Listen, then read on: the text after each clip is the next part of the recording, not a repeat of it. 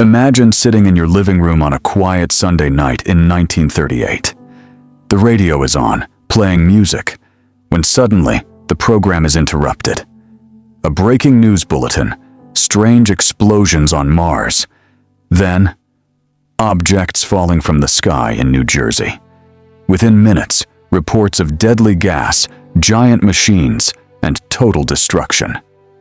This wasn't a real invasion, but millions of Americans believed it was. This is the story of the broadcast that caused nationwide panic, the infamous War of the Worlds radio drama. It was October 30th, 1938, the night before Halloween. Radio was the most powerful form of entertainment and news in America. Families gathered around it daily, trusting everything they heard. That night, a young actor and director named Orson Welles was performing a radio adaptation of The War of the Worlds, a science fiction story about a Martian invasion of Earth. The show aired on the CBS radio network as part of the Mercury Theater on the Air. It was meant to be just another dramatic performance.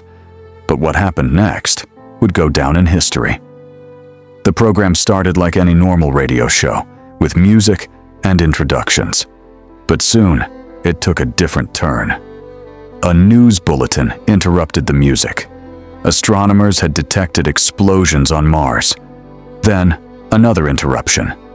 And another. Soon, listeners heard live reports from Grover's Mill, describing a mysterious cylinder landing in a field. Witnesses described creatures emerging, followed by heat rays incinerating people instantly. The realism was terrifying. Actors played reporters, scientists, and government officials. Sound effects mimicked chaos, screaming crowds, explosions, and military responses. For anyone tuning in late, it didn't sound like fiction. It sounded real. So why did so many people fall for it? First, timing. Many listeners had been tuned into another popular show and switched channels mid-broadcast, missing the disclaimer that this was a drama. Second, trust. Radio was the most reliable source of news at the time. If something was announced as breaking, people believed it instantly. And third, context. The world was on edge. In 1938, tensions were rising in Europe. Just 1 year before World War II began, Americans were already anxious about potential threats.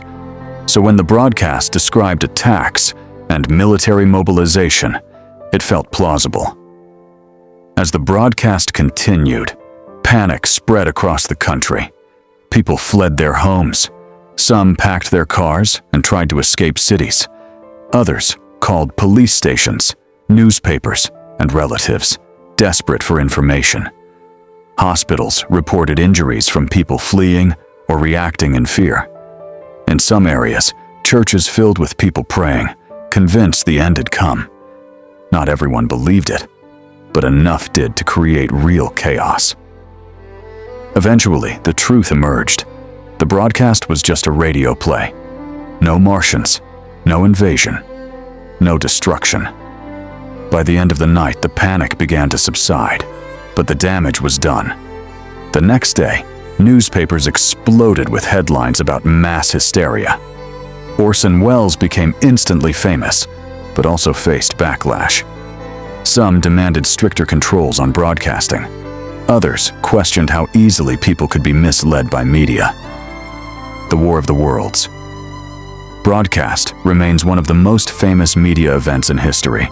It showed the incredible power of storytelling and the dangers of misinformation. Today, we live in a world of instant news, social media, and viral content. But the lesson from 1938 still holds true. Not everything you hear or see is real. And sometimes, the line between fiction and reality is thinner than we think.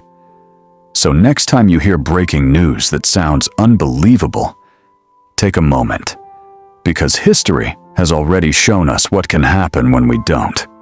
Want more shocking moments from history? Subscribe now and explore the stories they didn't teach you in school.